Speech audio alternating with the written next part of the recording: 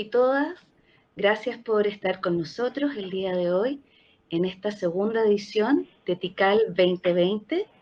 Es la 10ª edición de TICAL, hoy estamos celebrando 10 años de esta conferencia y queremos darles infinitas gracias por acompañarnos, por estar junto a nosotros en esta aventura de llevar una conferencia de esta magnitud a todos los continentes en línea y también acompañados por grandes panelistas y amigos después de muchos años en las redes.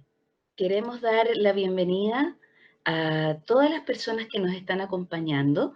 Queremos pedirles que por favor nos sigan en redes sociales y comenten todas las cosas que quieran decirle a los panelistas con el hashtag TICAL2020, que nos sigan también en nuestro canal de YouTube, RedCLARA TV, porque una vez terminada la conferencia, probablemente la próxima semana ya subamos todas las sesiones a nuestro canal y si están conectados y si están siguiendo, van a recibir directamente los mensajes. Ayer tuvimos un día súper exitoso, las sesiones plenarias y paralelas estuvieron llenas. Hoy esperamos que sea aún mejor y sin más preámbulo, quiero invitar a Luis. Una cosita más. No se olviden de que terminada la sesión plenaria, tenemos las sesiones de stand virtuales donde pueden entrar y hacer todas sus consultas respecto de los nuevos servicios que tienen nuestros patrocinadores para ustedes. También hay presentaciones súper interesantes con ellos.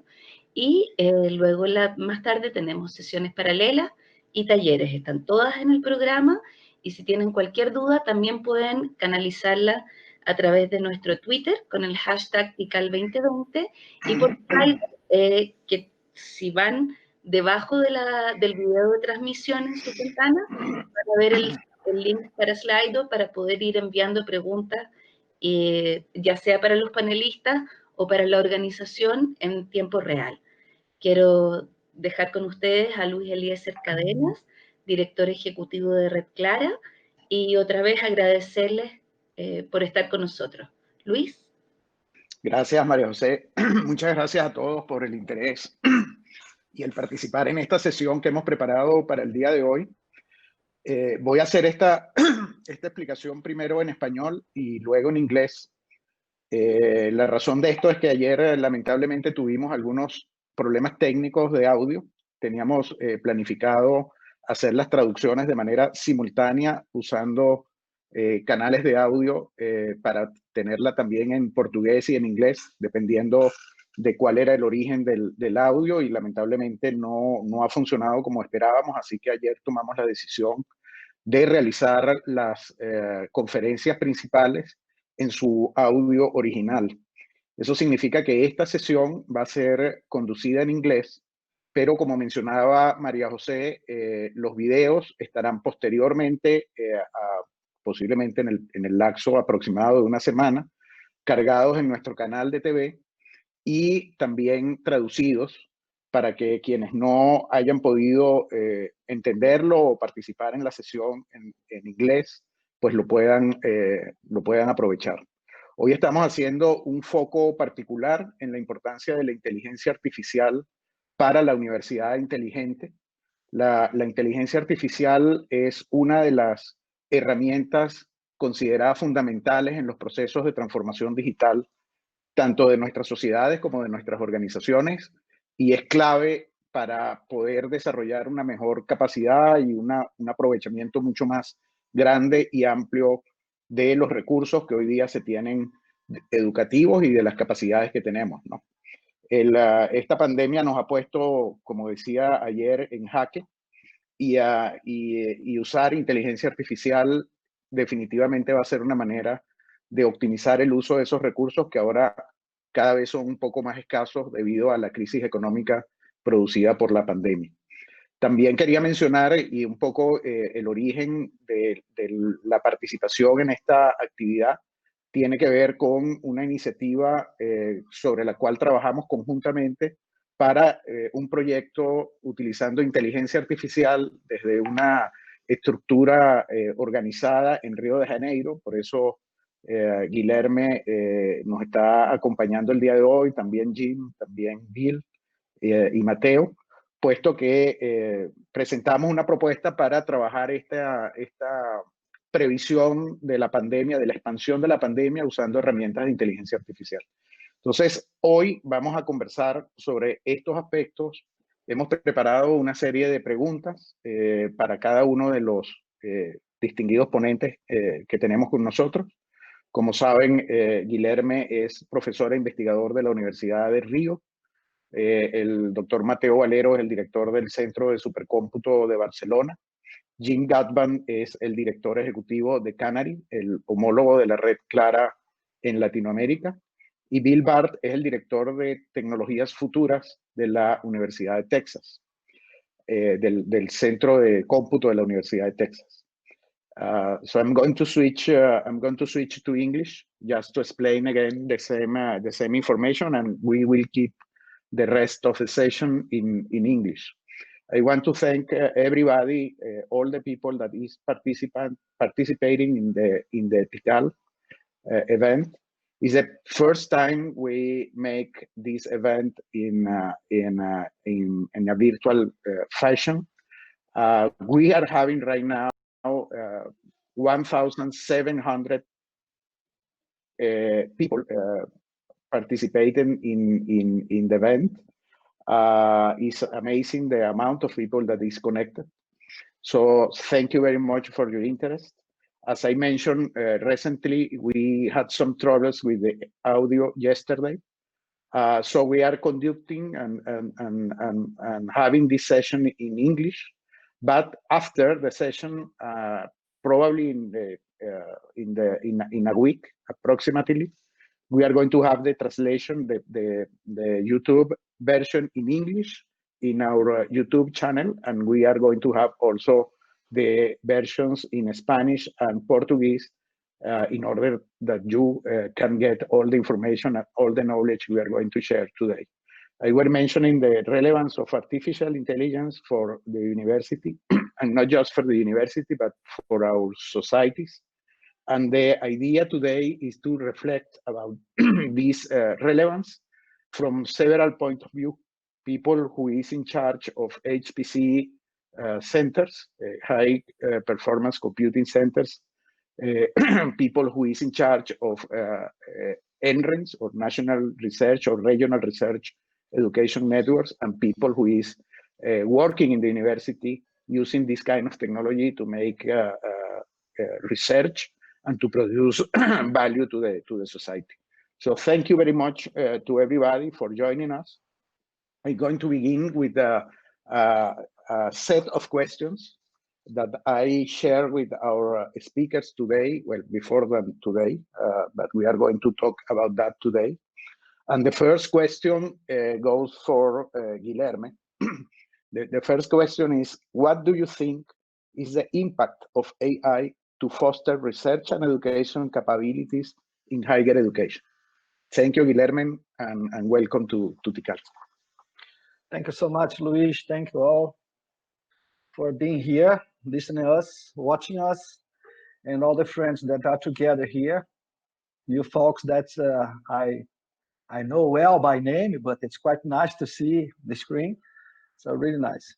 Well, Luis, you gave to us some tough questions. I must confess that I got surprised with the questions that you made to me, because I was thinking about something simple.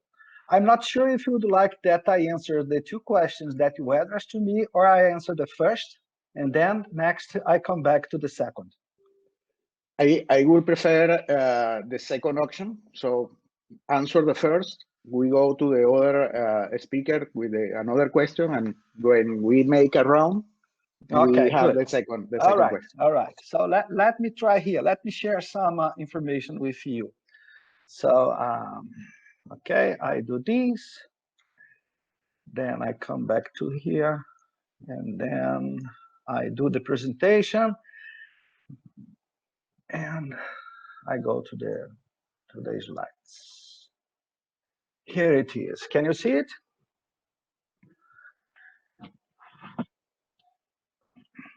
Is that okay? Yes, now we can see. Okay, thank you. All right, so it's my pleasure to be here to talk a little bit about the idea of having support to the smartness at the university campus. It's nice. I must confess that I got challenged by the questions, but I'll try to give some short answers because we do not have a long time.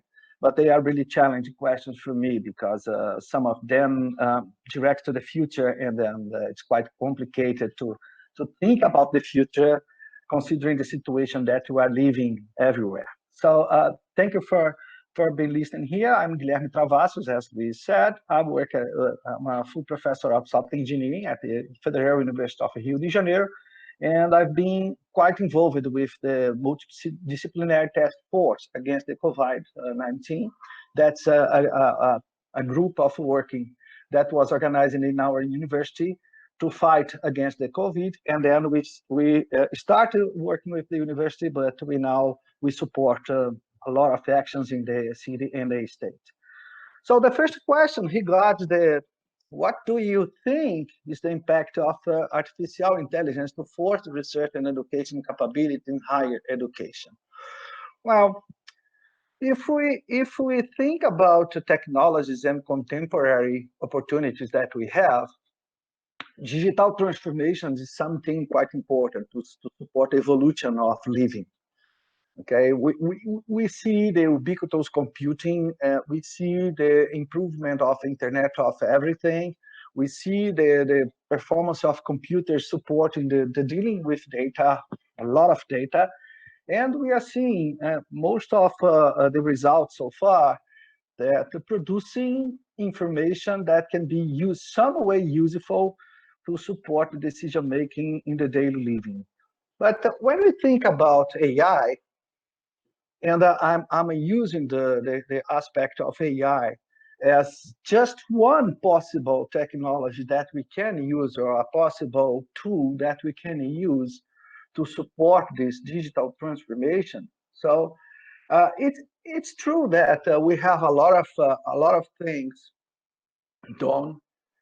We can watch specific models that being built to support the decision makers. We are facing a lot of good, how to say, solutions, or at least initial solutions for a lot of clerical activities that we do have everywhere. But we still face some issues regarding efficiency and efficacy, okay? So we need to think about the performance of the models and the performance of the solutions that we are offering. And we need to think about how right or how good the results are, considering the data that we have, consider the outcomes that we can produce, consider that correlation does not reflect causation, in the sense that the results that are presented do not mean that they are really results. They can look like results. And think that all the solutions that are related with artificial intelligence in some way represent algorithms that were built by humans, okay? And these algorithms need to obey, to take into account legal considerations and ethical issues. So if we think about all these requirements, or non-functional requirements, so maybe we can use the idea of artificial intelligence or any other sort of a computational technique to support the digital transformation in the campus. Okay, so we can think about institutional services, support the students in different activities, and even for the instructional area, not changing the whole of the teacher or the lecturer, but complementing the idea of the support. So it's true, it can be something useful that we need to take care and that we need to observe and see how we can improve it. However, when you think about the impact and how it's fostering, And in my view, I see that the impact is going to be proportional to the level of NI, okay? What I'm saying is that as higher the level of natural intelligence that we can have, as greater will be the impact of any technology, include artificial intelligence. So we know that digital transformation is going to be the key for the next years. It's a reality, but there is no silver bullet. AI cannot be used alone, so it must be complemented with different sort of knowledge. We need different technologies, we need different sort of devices, okay, to be able to acquire data, to be able to deal with data, and to be able to understand the results and the models that are emerging from data. So that's my point in this moment. Okay, thank you. I'm done with this question here.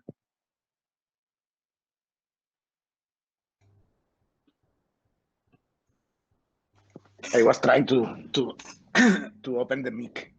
Thank you, Guilherme. A very nice and complete answer. The next question we have is for the HPC guys in the meeting, in reality for Dr. Mateo Valero. And the question is, what role plays HPC infrastructure to support those capabilities?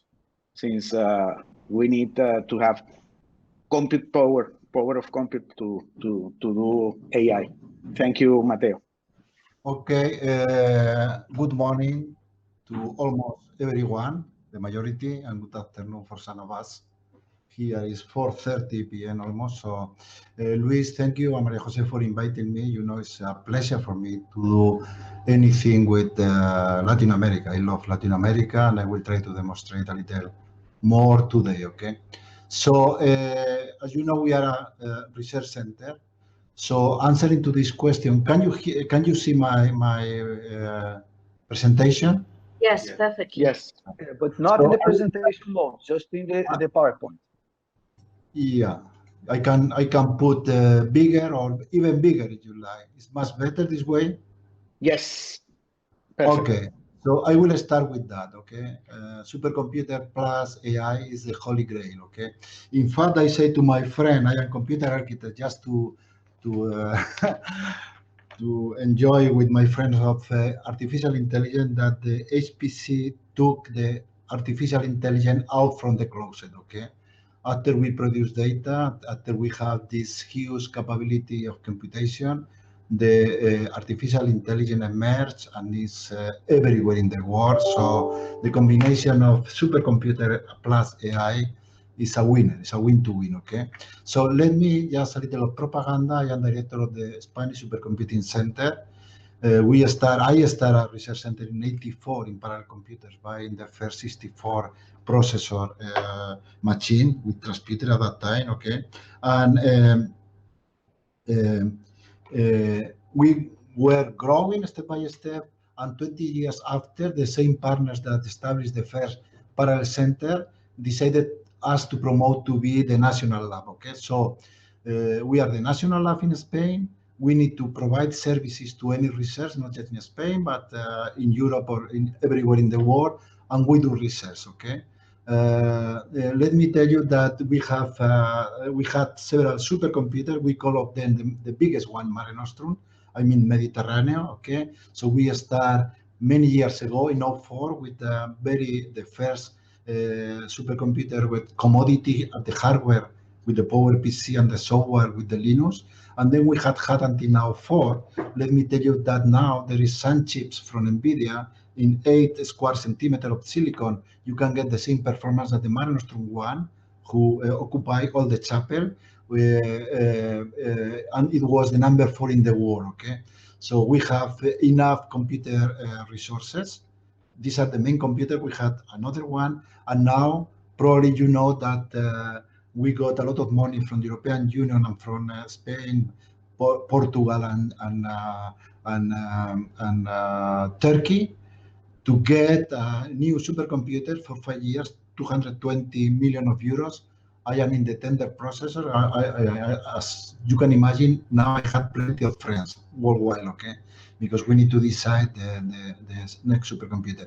We are a research center. We are not a provider. We are not a service center. We are a service center, but especially we are a research center, okay? So we have now, yesterday we were 722 people, okay? From 50 nationalities, nation. 42% of our people is from 50 nations, many of them from Latin America, and we had 4 research departments, around 600 researchers, okay? Let me tell you that obviously the artificial intelligence is a key point since many years ago for us, okay? Probably you don't know that, you know that, but probably you don't know that I organized the first worldwide game between the Deep Blue and a human man. It was the Spanish guy, Miquel Illescas, in 95, 25 years ago. During I organized the International Conference on Supercomputing, the ACN conference in Barcelona. We already have this conference this year because it was virtual, because we would like to recognize the 25 years after we organized this meeting, okay? So 2 years after, you know, the Deep Blue bet Kasparov, and then as Google organized this meeting just for Google, okay? Many things where the HPC and the artificial intelligence were working together. Even I am computer architects. I particularly, my group, are developing special hardware for executing as far as we can and with the less energy we need, the artificial intelligence application. In our center, as I say, the artificial intelligence is used for all the 4 departments and produced, generated by the computer science department. I mean, hardware, software, programming models, runtime, whatever, okay? So you can see the vertical things and the horizontal thing. So one thing we have good at BSc is that we have people from 30 different careers.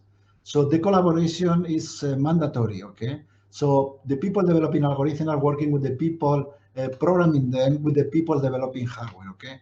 If you look just the topic with the main interest today, the life science, we have a huge life science department, 120 people that are using many tools, many of them coming from the artificial intelligence field. For example, the natural languages, for example, machine learning, okay? So many different tools include artificial intelligence that allow us to increase the performance of our research, okay? Look, one of the topics is the analysis of radiographies, TAC. Okay, you know, there are some competition in some of them, the machine, not just in the core, not just in the chest. So in many other fields, the artificial intelligence is beating the human. I would say never meeting the human, just providing with good information to the doctor and allow the doctor to take better decision, okay? So you have here for the skin cancer or for the lung cancer, or this is one of the main topics where we have plenty of people working on analysis of radiographies, TAC, and you can see in collaboration with doctor, in collaboration with another research group, okay? And then obviously, and I finished this first part of our presentation, that we are doing a lot of research, my people, in collaboration with many other research centers, and I will explain a little more in the second part. We are doing research. We changed many of our recent topics. For example, all the work devoted to cancer was directed, because many of the tools, you know, are the same for the coronavirus. So we have one of the 6 candidates in Spain for the vaccines, okay? Drugs for the fine drugs, or analyzing radiographies, or developing many techniques coming from the mobiles, for the application, from the movement of people. So I would like to explain to you a little more in the second part, some of this part. So I try to tell you that AI plus HPC is a natural win-to-win. We need each other. We are changing our research. We started 6-7 years ago at the Supercomputing Center. So we are simulating things with in parallel running AI applications. We had many projects, many projects. Let me tell you that until now, since 2015, we got from companies and the European Union more than 250 million euros. And that means that the work we do is published in the Beck journal, but is for trying to solve problems for companies and the society. So thank you very much for allowing me to explain to you this first part. Thank you, Mateo. Thank you for your answer. And the next question goes to Bill Barth, and it's about data. What about data? What do we need to take advantage of the investment in education, science, and technology? And this question, Bill, is related to something that is concerning us since I began working for Clara, which is how we can take advantage of all the investment made in Latin America to provide information and knowledge through research.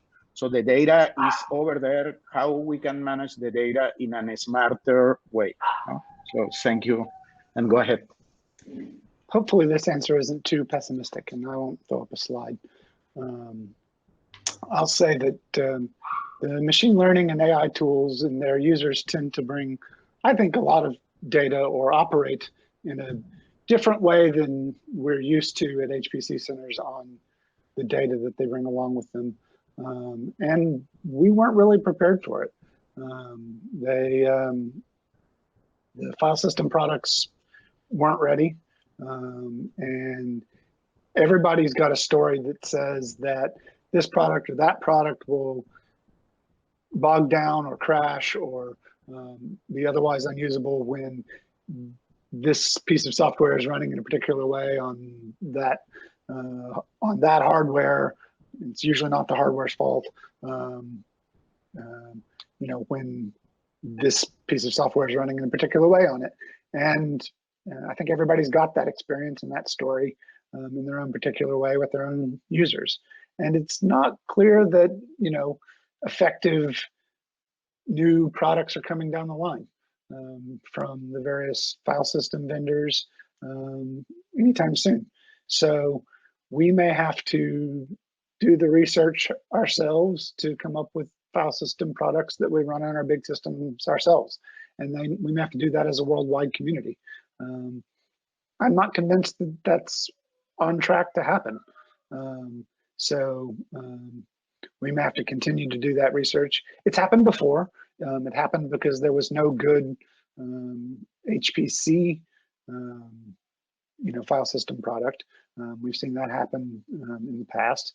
And now we may need to develop one or two or three competitive file system products that work well for both HPC and AI products, and you know, are reliable going forward.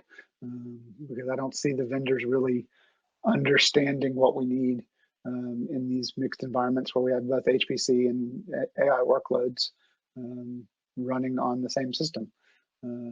This is especially true when a good chunk of the workload is running on an accelerator and then has to come down through the host system and then to the access the data on through a host system on the file system. And so we don't have an open project running on to do that right now, but I see it as a possibility going forward. I don't look forward to it.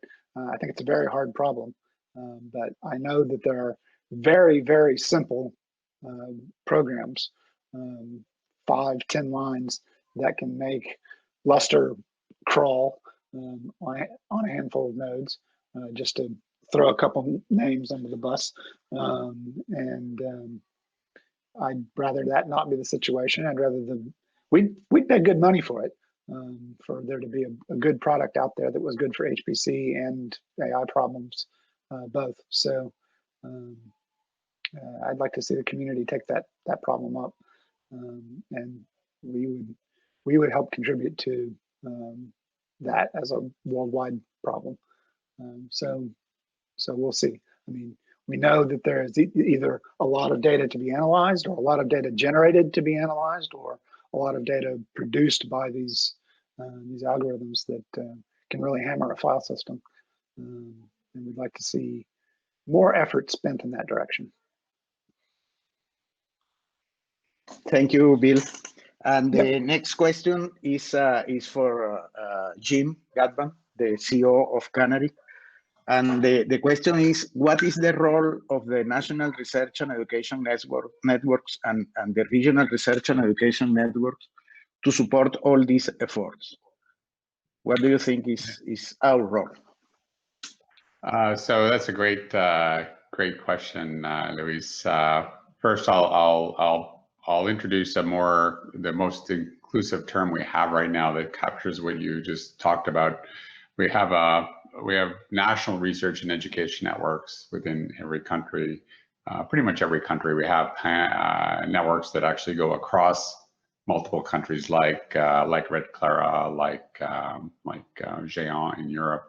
We also have regional networks. Many of you have networks within your states or provinces, like we have here in Canada. So the comprehensive term that we're using now to describe that is the Global Research and Education Network. So it's a term we call the GREN, and it includes any kind of connectivity to this global network that connects science and education and research together to solve some of humanity's grand challenges, as well as to provide a better learning experience on the education side. The question is almost self-answering in the sense of you can ask yourself, like, what if there was no network? We're at a point now where networking has matured to a level where people just take it for absolutely granted. But I mean, I'll ask some of the panelists, like Bill, how functional would your supercomputer be without a good network connection? Other than people showing up there with suitcases of disks and uploading them, doing their computational and leaving. If you couldn't even get there, you're essentially built a very large heater, right? Yeah, I mean, Frontera is especially weird as a national resource because we're getting data from LHC and big instruments and places like that where we've got to get the data in order for it to be processed, in order to get back out, so that other national and international scale resources can have their results processed. So that's a particularly interesting choice. The network is really important. Yeah. So then, if you continue to extend the question into what you talked about, Luis, which is how does it relate to artificial intelligence? You start to think about what are the characteristics of AI. Well, it's actually more. From any machine learning algorithm, it needs a lot of data to actually process, to learn about and discover patterns within the data that it's trying to identify. So if you imagine you have a very disparate data set that's coming from all over the world that you're trying to crunch, what does the network need to be able to do for you? Well, it has to be fairly low latency, right? It's a very foundational thing. You need to be able to get to the data when you want it without having a considerable delay. I mean, the extreme, as I said, would be showing up with a suitcase full of disks, right? That's very high throughput. You show up with, you can show up with multi-terabytes, but it's not very low latency, right? You have to wait until you show up. So you have this need for high throughput and low latency. Well, that's what the GREN is currently today. The GREN is not architected the same way as what you might get from your local ISP, where they're building a model where they are taking a certain capacity and distributing it to the marketplace in a very cost-effective fashion, ultimately resulting in fairly high utilization of the tool. The network itself, whereas the GREN is inherently designed to handle something like the Large Hadron Collider, starting up an experiment and moving that data to the different tier 1 centers around the world. So you have inherently a network that has all the meets all the characteristic requirements for artificial intelligence and the learning that it wants to do. But that's not all, right? Like, what we're doing within the community is also saying, well, there's as the need for cybersecurity continues to grow, what are the things we can be doing about securing the GREN to make sure that the data might have privacy or any kind of sensitivities, has a more secure pathway to connect between the various centers of the world. So the network itself is one key dimension. The other thing that many people use, but may not sort of truly appreciate the global nature of it, is identity management.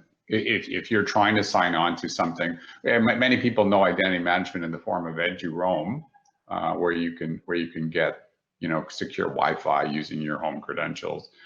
But there's also a companion service called EduGain that allows for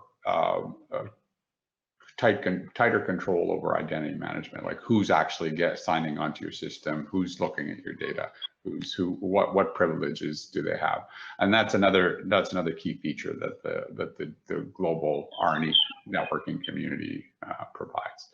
And certainly, as we start to look at privacy concerns for AI data, identity management is also a very critical feature that the GRN offers. So, thank you, Jim. This takes me to the idea that we are building a global research community, no? That is able to work together to solve the biggest issues of humanity, and in particular is relevant for this situation of pandemic. No, I would like to go to the second question that we prepared for you. And this one goes again to Guilherme. And the question is, in the framework of the pandemic, how is AI helping to solve the multiple challenges we have? And it's related just to my comment I recently did. You are muted. You are muted, Guilherme.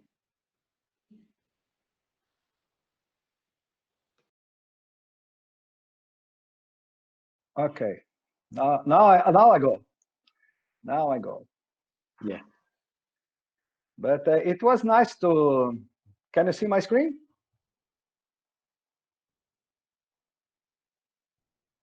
Not yet. Not yet. Oh, it seems that I cannot show it here. I don't know why.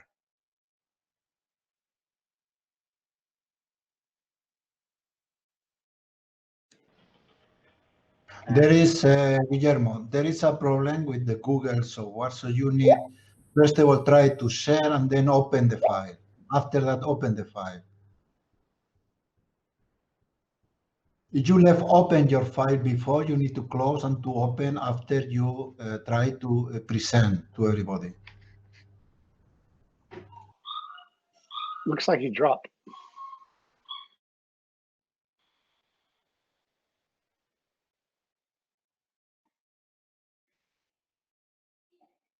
Maybe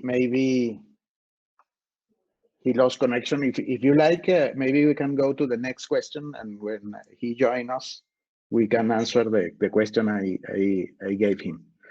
To Mateo, Valero, we have a history of cooperation in HPC between Latin America and Europe. In particular, I want to remember to the audience that soon is starting Carla 2020, which is the supercomputing event of Latin America, organized by ESCALAC, the supercomputing organization in Latin America, one of our sister organizations. So I would like to invite everybody to join this after TICAL. We have this history of cooperation. How do you see this cooperation in the future? Guilherme, we pass it to the next question, and we come back to you next. Mateo.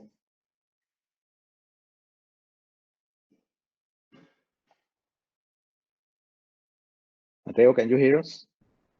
I can hear you. I try to use, but now I have also problem with the presentation as Guillermo have. Let me try to see. Look at what happened now. Now we can see. You can see or not? No, we can see that you are sharing, but we are not seeing your presentation. We are seeing the information that Google's give you. Your screen. Yeah, I didn't have any problem before, and I have problem now. Again, as Guillermo, let's try to fix that now. Let's try to fix that now. Okay. It's the famous bug. Yeah. Yeah, it's Google. It's Google. It's Google. Let me. I cannot. So you need to pass to the third one probably, and then come back to me. What happened? Probably we're going to have the same issue. Could you try again, Guilherme, please? Now I compartir now. Cancelar. What happened now? Una ventana. He doesn't allow me to share. Why? I did before. I'm now. Let me, probably now. Now it's okay. Yes, it's working.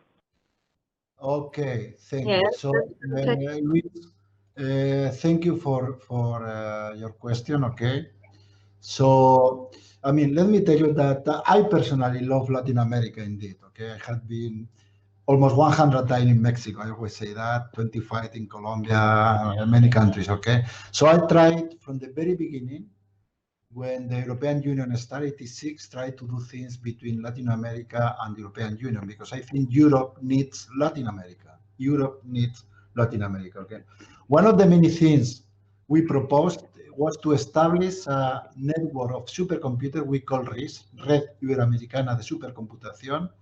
This was a project funded by the European Union, okay? I don't know, can you see me or not? My face, I don't mind. Okay, so and then that was working for a few years. It was very good. We did many things. We started with Mexico, Colombia, Brazil, Argentina, and Chile. Okay, and we did many things. If you look at the RIS partnership, the active after that, because we finished the project 3 years ago, and we continue doing many things. Okay, having collaboration with many, I mean, Rio de Janeiro or Carlos Jaime, who is in, I know who is from Bucaramanga, I mean, many people, okay? And then what we did is that based on this network, we convinced the countries, Brazil first and Mexico later, to the European Union that we should establish a joint project, okay? Where European Union pay 50%, the associate country pay 50%, we do consortium, and then the European part pay the European partners, the American part pay the American partners. So with Brazil, we love Brazil, we love any country, indeed. I mean, I'm very sure, don't have any doubt. So we did many activities, okay? You have some of them here, okay? So the other thing is that with my lovely Mexico, we did many things. We started another project, 4 million euros, 2 million Mexico, 2 million the European Union. And then with Mexico, we had many, it had been many times, as I say. So we had many activities. I will pass you the information, okay? You can see teaching, having postdoc here, doing our people teaching there, okay? By the way, answering to the question you mentioned before, obviously BSc is a research center, but we are teaching.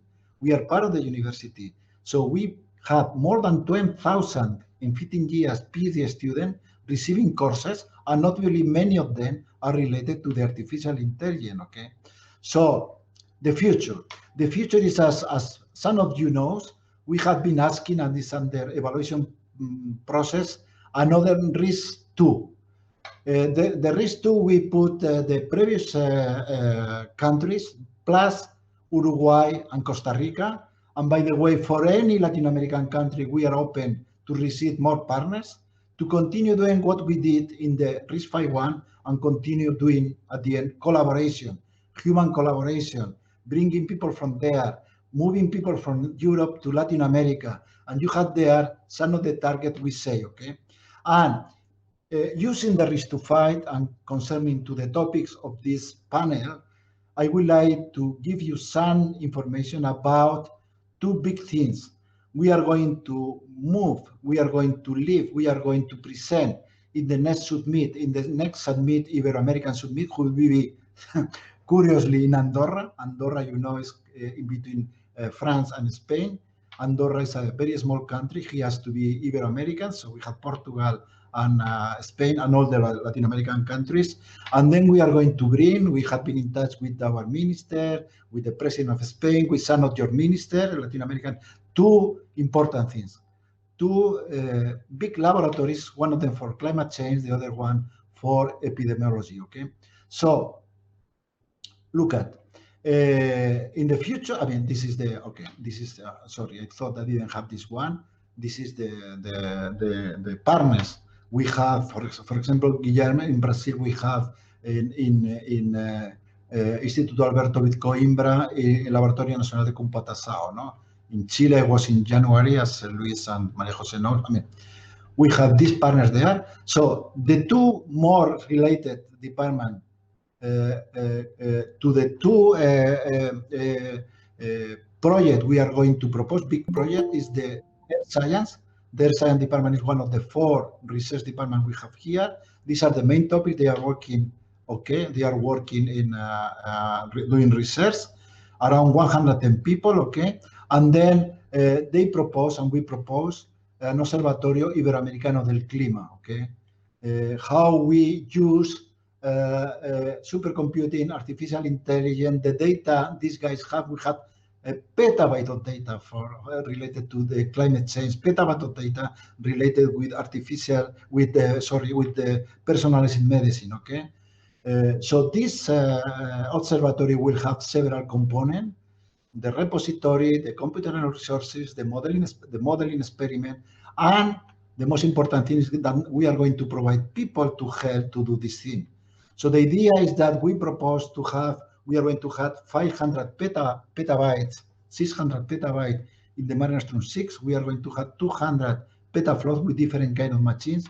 So the idea is to offer free to Latin America these huge resources, and convince to our politicians in the field of climate change, any topics related with climate change, or any topic related with personalized medicine, to give all the countries, to give all the groups that will be established doing research in this topic from our countries, okay? So we have here the way you have any comments how this observatory is going to work. We have very advanced this laboratory that will be presented in November in the, as I say, in La Cumbre Iberoamericana, okay? Several ministers and the president of Spain and the minister is ready for that. Okay, the second thing is close related to life science. When I say main related, because don't forget that the computer science department and the engineering department are collaborating on that.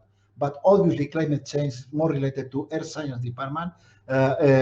Personalized medicine is more related to life science. Life science, we had 120 people. I saw this slide before with all details, all the technology they are using, where the artificial intelligence is a key component, okay?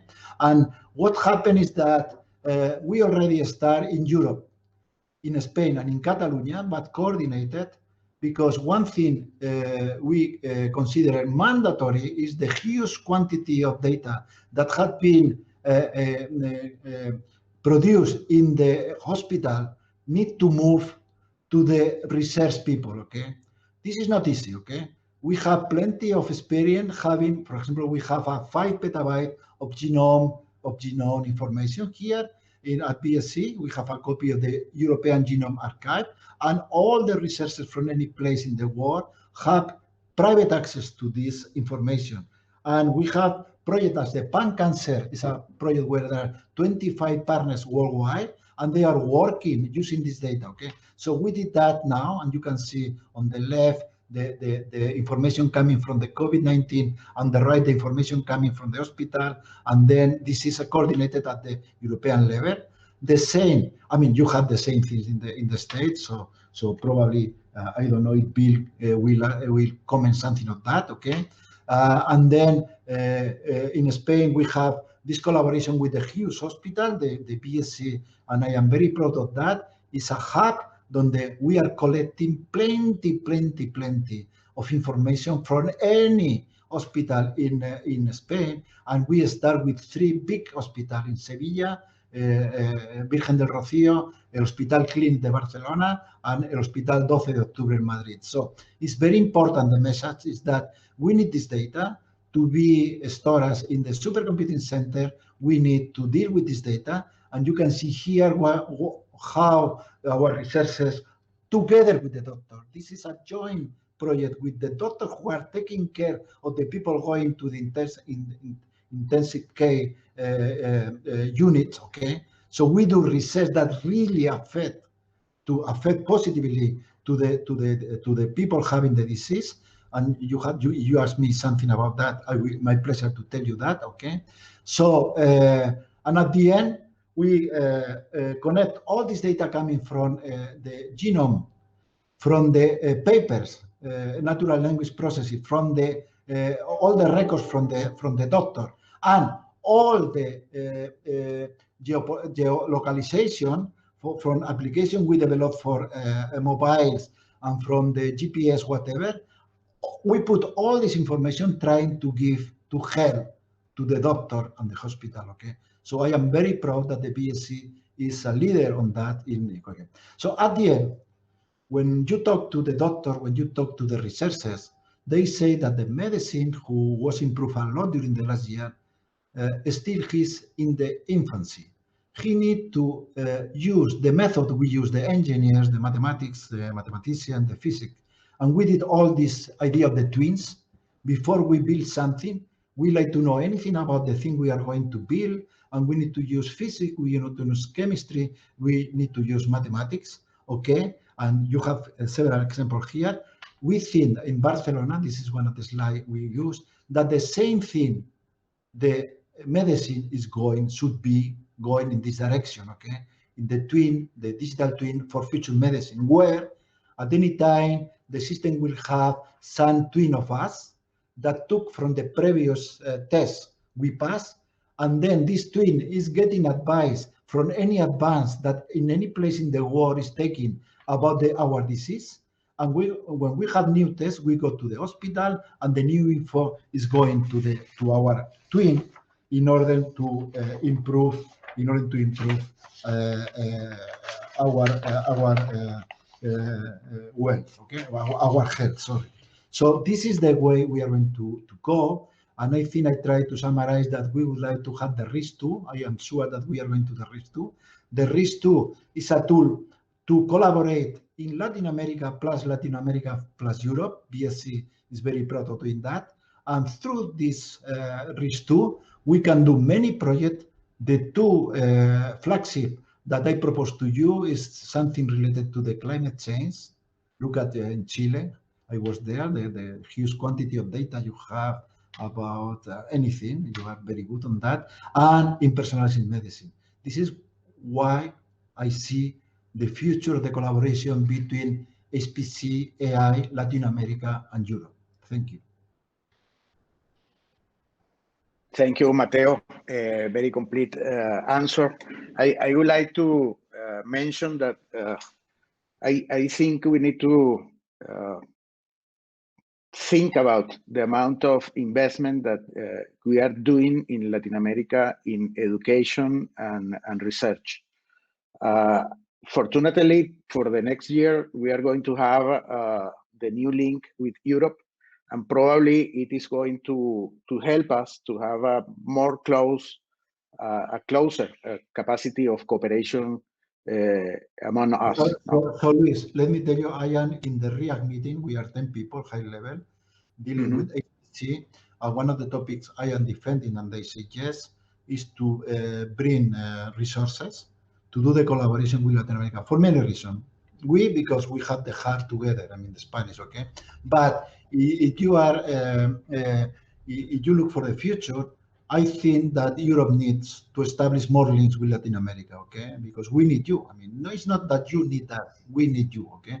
And my experience having people from, I mean, from any country from Latin America here is very good for us. So in this direction, you have a friend here, you know. I mean, I have been for 35 years in Latin America, and I would like to continue even the coronavirus for many, many years with you.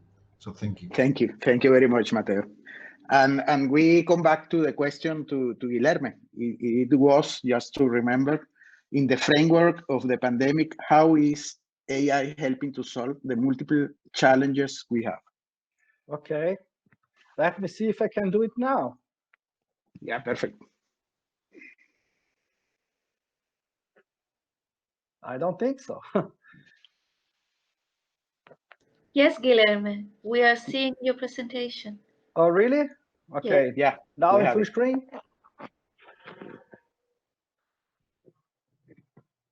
Yes, in full screen. Okay, thank you. Well, if it was good before to keep going with the answer, now it's much better. Thank you, Mateo, for sharing all this pretty good information. So I've seen the Federal University of Rio de Janeiro involved in most of the project, a lot of projects there, and that's quite nice. Álvaro Coutinho, many people there. We love Rio de Janeiro and Rio Grande do Sul, many places in Brazil, many. Okay, thank you. But it's nice to see that all the talks before, so Bill and Jean and you, Mateo, helped me to reinforce the need for natural intelligence. So all these projects could not be done without humans all the time together, evolving knowledge and put the knowledge to work. So it's quite nice to see it.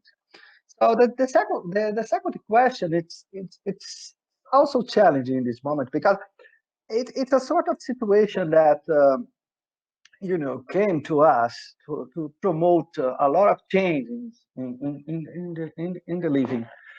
And in this aspect, I would say that, again, it's not just artificial intelligence that helped to solve the challenge, but it's the digital transformation. It's the combination of topics. If I do remember one of the slides that Mateo presented, it showed the artificial intelligence, text processing, simulation. We need to combine. It's a really multidisciplinary issue. So we need to think about that. But specifically in this case, I would like to bring the answer to my context, please. So if we think about this opportunity in our ecosystem, the Federal University of Rio de Janeiro, where we have the COPPE, the Institute of Grade, and different things. So we are organizing in 4 camps, okay? And we have some isolated units. And in the main campus that is located in Island, it's the Fundão Island. It's for those that have been in Rio de Janeiro and then arrived at the international airport. The island is just beside the airport. So we have about 85,000 people circulating in the main campus. So it's the size of a lot of small towns in Brazil. We manage 9 university hospitals in the town, approximately 50,000 students, 2,000 employees, hundreds of labs, thousands of projects with the industry. We are pretty oriented to oil and gas, energy, and health. And we also have, we manage a technological park into the campus, and it's located in the island, that we have plenty of companies, startups, and technology-oriented companies that work with us. So we demand a lot of software technologies. And this is our reality. When we started to fight against the coronavirus, the new coronavirus, so it started to demand more technology. And some of them we decided to promote and then to use and to reuse knowledge and to promote the digital transformation and apply artificial intelligence concepts to help us to first to be able to bring or to produce results, concrete results that could be used immediately in the campus, and also that could promote us and facilitate the use of the high performance computing facilities and all the technologies and all the tools that we have together. So some of the solutions, they came up from a collaboration of different actors. So a lot of natural intelligence involved on that. and mainly as also a contribution of the Hub Rio. Hub Rio is a center of excellence for digital transformation and artificial intelligence in Rio de Janeiro, in the state of Rio de Janeiro. It's managed by the Federal University of Rio de Janeiro, the Scientific Computing National Lab. These both mentioned by Mateo as a collaborator in the big project. We also have the Oswaldo Cruz Foundation together with us, the Pontifical Catholic University, and the Federal University of Niterói, the Fluminense Federal University. So all of these manage the agreement of more than 120 organizations, different organizations from the industry, the government, and the productive sector that together work for that. So it's part of this, for instance, collaboration that we are starting with RedCLARA. That's quite important for us. But basically, on this context, we use artificial intelligence, and I was smiling the moment happy with the slides that Mateo presented, because some of our slides are, how to say, similar, not equal, of course, but similar, because we are trying to do practical solutions, okay, in a small scale, because we are dealing with the state of Rio de Janeiro in the university ecosystem. But even so, all of these, they are combining these sort of technologies to quickly make people informed about the pandemic, and also to have the idea of geolocalization and then seeing war maps, bots that can explore different processing of texts and then answer the people, because a lot of consults all the time. So we also worked with the hospitals and the health teams to produce equipment and device that could collect and acquire data from people.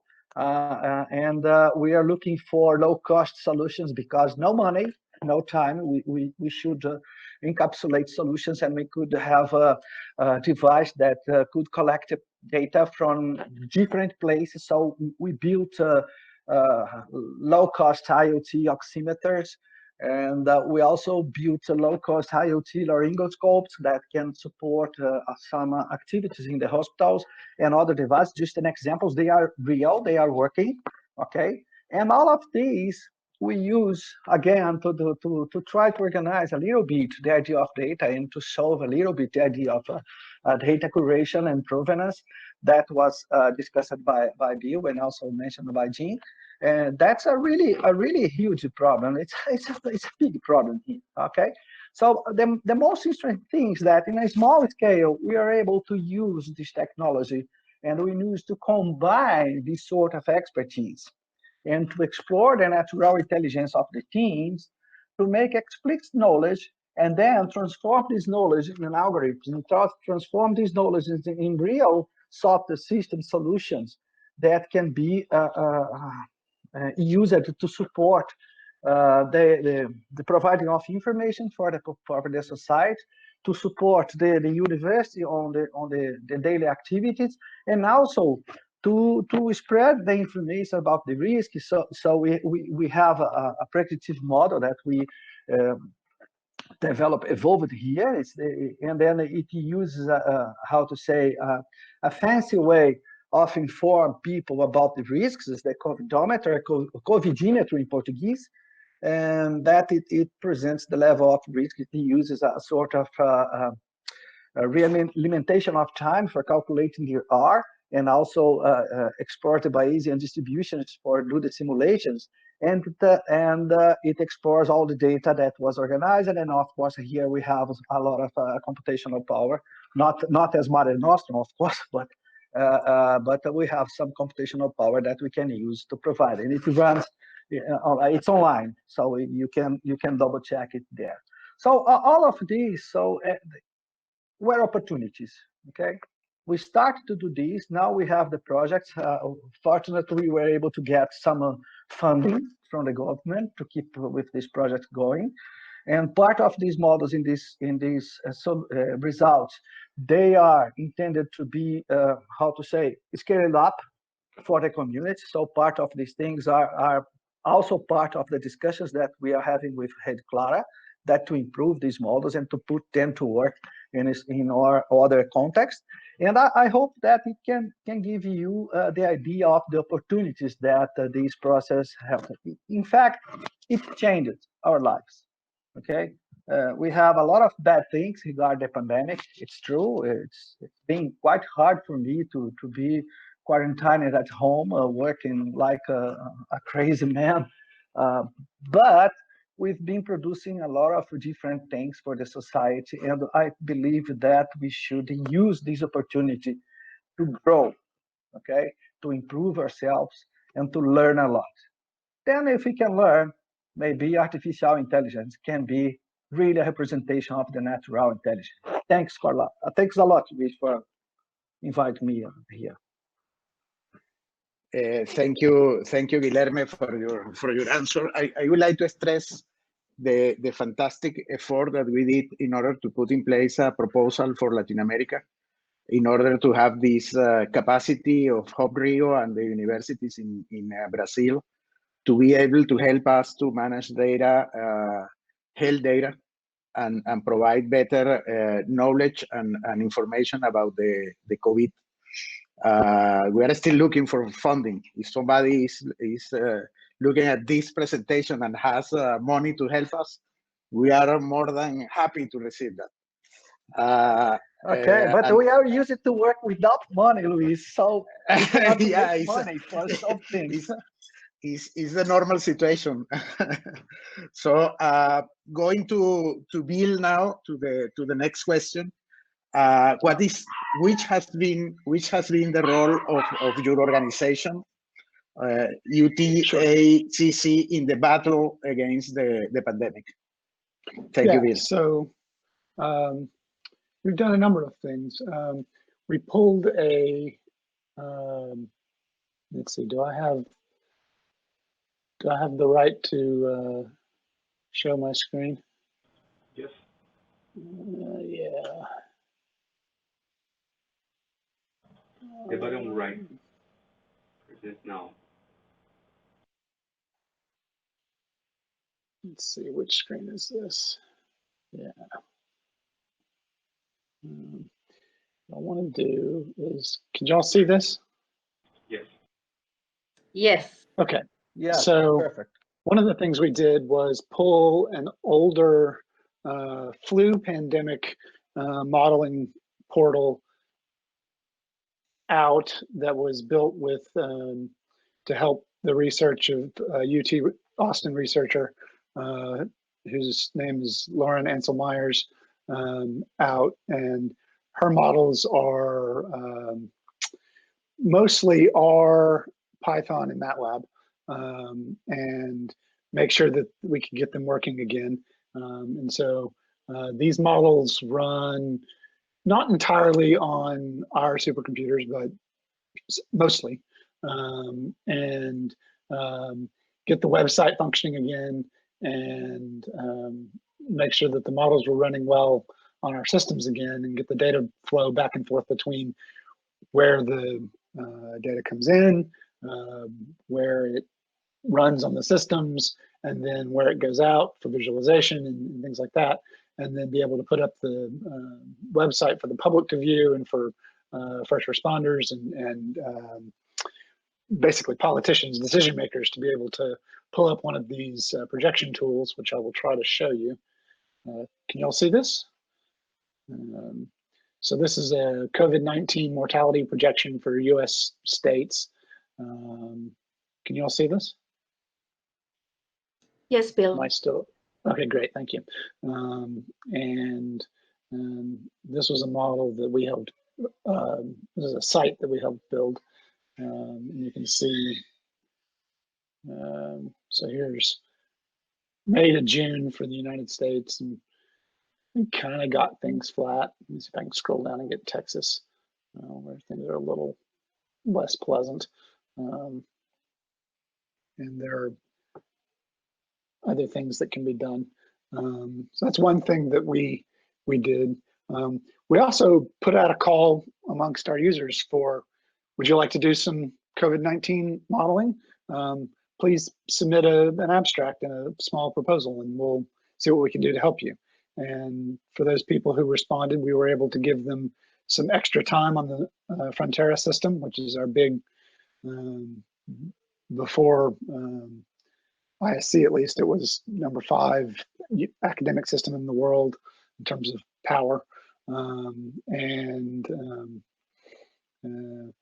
At peak COVID research time, it was about 30% COVID research use, which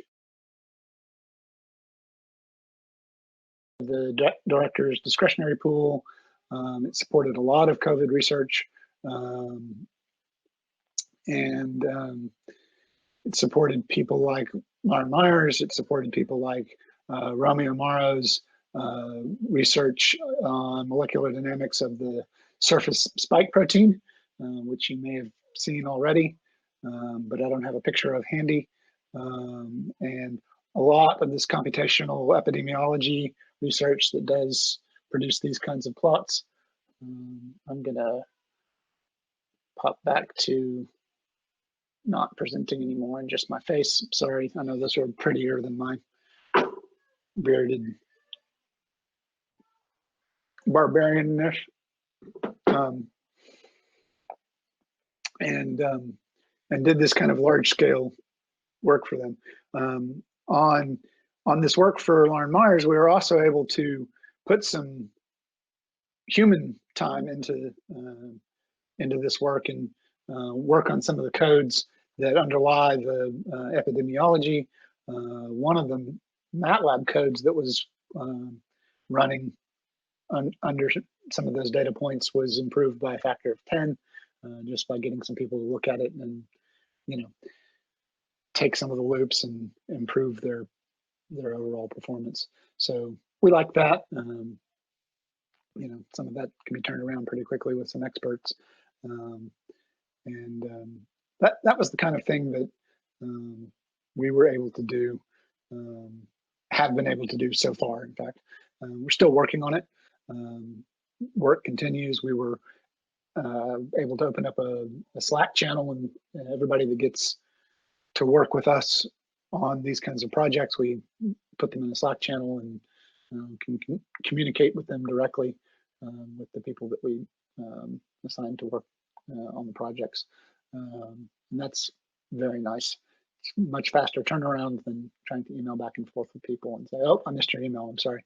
It's much easier to see that someone is online and was able to actually see your Slack. And if there's a problem with the system, we can ask a direct question, like, I can't submit a job, what's going on? Or if somebody's job is causing trouble, we can get to that user directly and say, hey, slow down, stop submitting. We need you to back off a little bit. What is this doing right here in this code? I don't understand, but you're causing trouble. And that makes it easy to smoothly incorporate these COVID-19 jobs across the resources.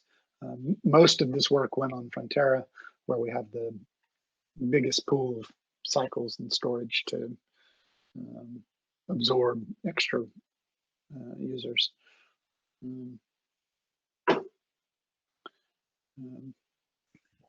And thank you to answer any questions. Thank you, Bill. Thank you for your answer. And the last question of the set of questions we did is for Jim. Jim, as you know, and I already presented him, is the CEO of CANARIE in Canada. And we have met several times in many meetings where the community of networks are working together to do good things. No? He mentioned recently the GREN initiative and the relevance of this as a global platform for science, technology, and education. And the next question is, what is the role of CANARIE, and if I may, the role of the GREN in terms of supporting all these activities that we have seen today? Geez, I wasn't prepared to answer that last part, Luis. I'm just joking. I mean, it's interesting that you asked me that. In fact, like Over the last couple of years, I've taken to describing what I do in a very, very different way. And I'll share that with you now. I mean, people would ask me like, well, what does CANARIE do? And you know, when you try to describe something as boring and as dry as networking and routers, at least for them, for those people, like networking people find networking very, very exciting. Just like, you know, HPC people find HPC very exciting, and AI people find AI very exciting. But you know, people don't relate to, you know, the networking unless you can make it real for them. And so how I've taken, and I advocate as many people in the NRAN community, the GRAN community, take this approach is because I've seen lots of success. In fact, I have a lot of selfies, even with film producers, believe it or not. After describing this, they get quite excited about this. You know, humanity, as you pointed out, Luis, and everyone else has pointed out, is facing some significant challenges. I mean, today we have a very pressing issue with the pandemic, but you know, we have observed behavior for climate change.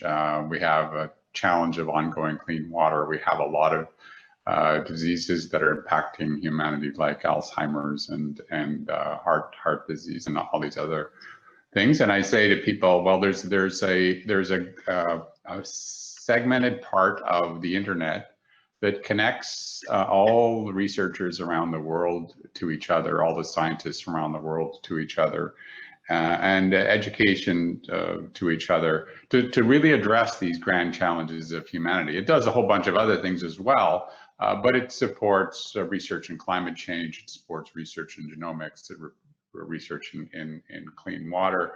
It also tries to find, you know, solutions for things like Alzheimer's. And to be honest with you, how many of us really care where the cure for Alzheimer's is found? Right? Do we care that it's found in any particular country? We just want a cure.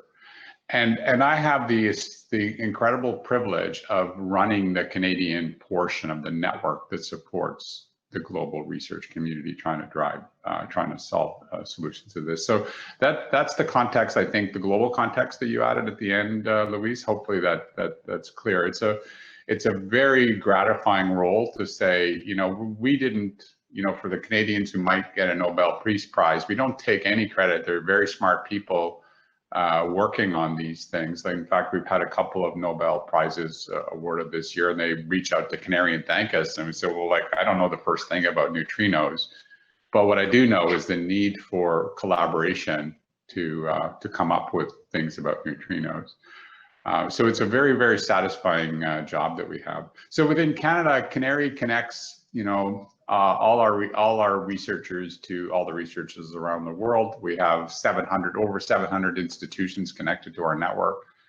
On this topic, we have three institutions within Canada that are exclusively focused on artificial intelligence. One in Montreal that is headed by a very famous global researcher, Yoshua Bengio. Some of you can probably find some of his videos online. We have a Vector Institute in Toronto that is also focused on AI, and we have an organization in Alberta. So these are all exclusively focused on AI research. You know, as a collective, they take advantage of government funding of, you know, in the orders of hundreds of millions of dollars for AI research, but they also collaborate globally.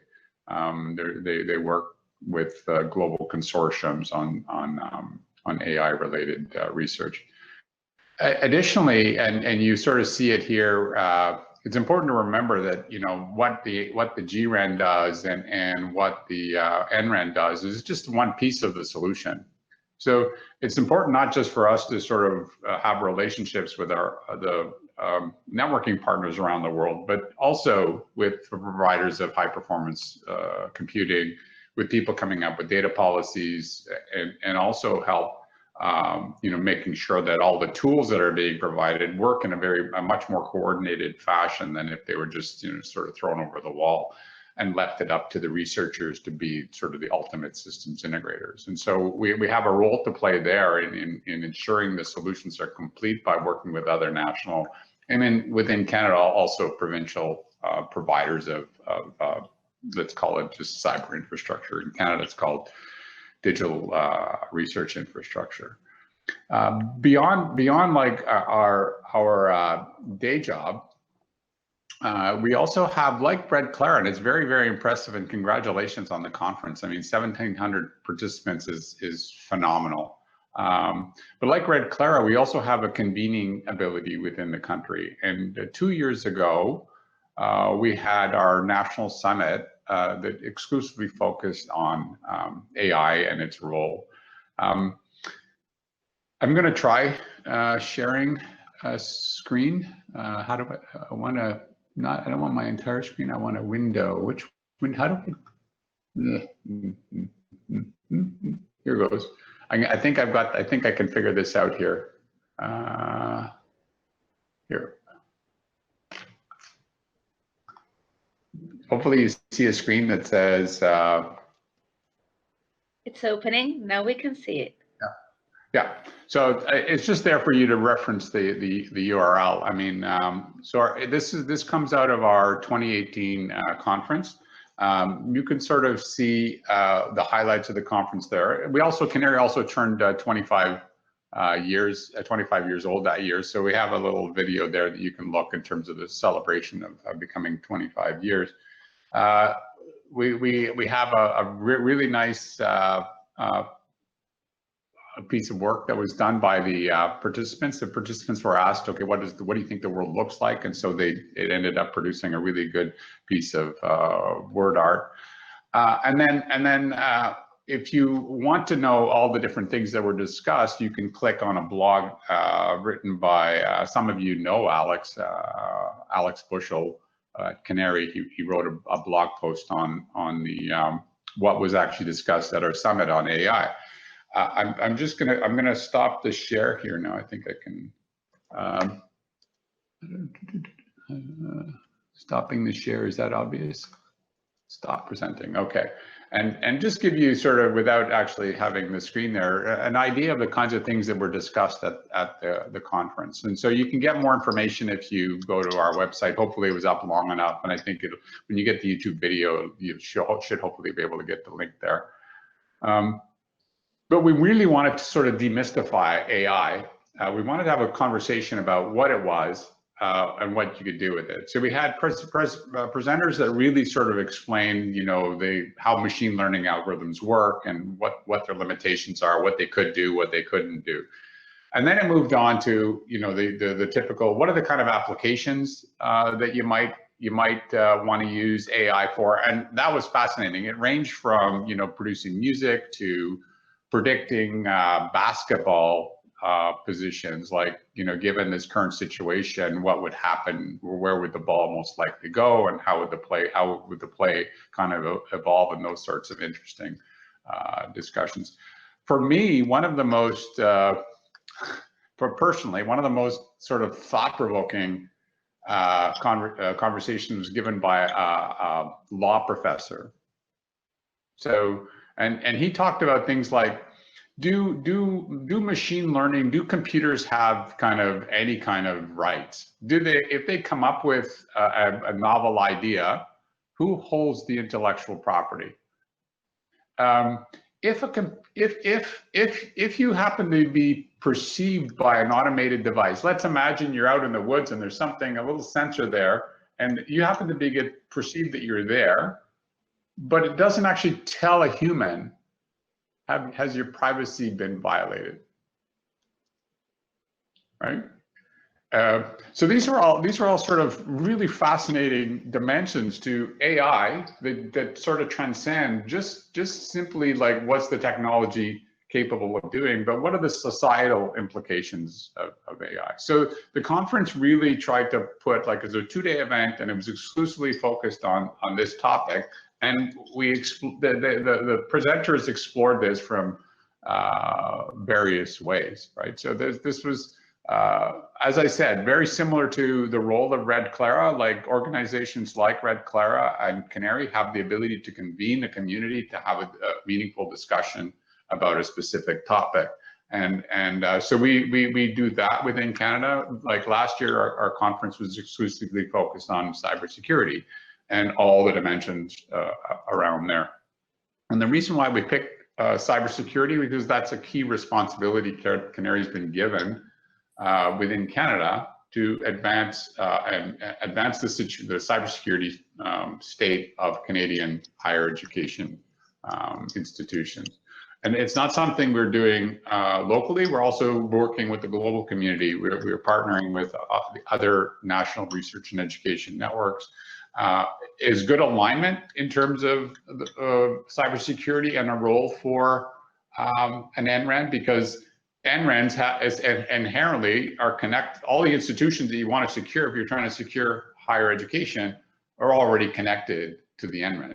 So the NREN already has not just connectivity, but also relationships with the institutions you're trying to secure. So it's a natural fit within Canada to ask CANARIE to say, what can you do about supporting, advancing the cybersecurity posture for higher education?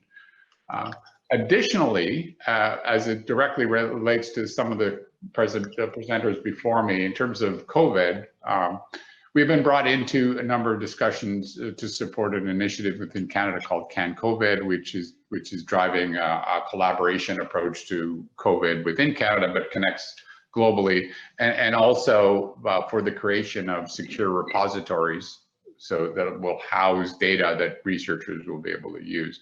And one of the roles that CANARIE is being asked to play, or could be asked to play, is how do you build a federated data repository for this kind of data? And if you remember earlier, I said we also have identity management as a toolkit. So if you're trying to federate a sequence of repositories, then federated identity management is a critical component of that. So I could continue, but I think I'll stop there and say that's the sort of the gist of what the GRAN is doing in this space, and then specifically within Canada, what we're doing. Thank you, Jim. Very complete your answer. This one, the last question we prepared. I want to pass the mic to Maria Jose, just to see if we have questions or comments that you should or you could share with us, please. Well, we have a few comments. All of them are congratulations and I'm gonna translate this into English. Thank you for this master panel. Excellent level of discussion. Thank you for the one who put that. I wanted to thank you, Jim, for pointing out about Alzheimer's disease. As you know, my mom, she passed away 3.5 years ago at 67 of Alzheimer's. So after working 20 years in advanced networks, my major desire is to see advancement in Alzheimer's disease research. So you really touched my heart when you talk about that. Well, we have a question about e-health. So someone anonymous wants to know about artificial intelligence in telehealth. And that would be the only question we have. So who wants to talk about artificial intelligence in e-health or telehealth? I was talking about that for a while. So if you remember my presentation, I have the main topics from the life science department, 120 people, and they are using the full set of ingredients coming from artificial intelligence, natural language, machine learning, whatever you can imagine can be used in any of the application we have in the current supercomputing center, and in special in life science. So the artificial intelligence plus a high-performance computer are a key points for the future medicine, for the current and the future medicine.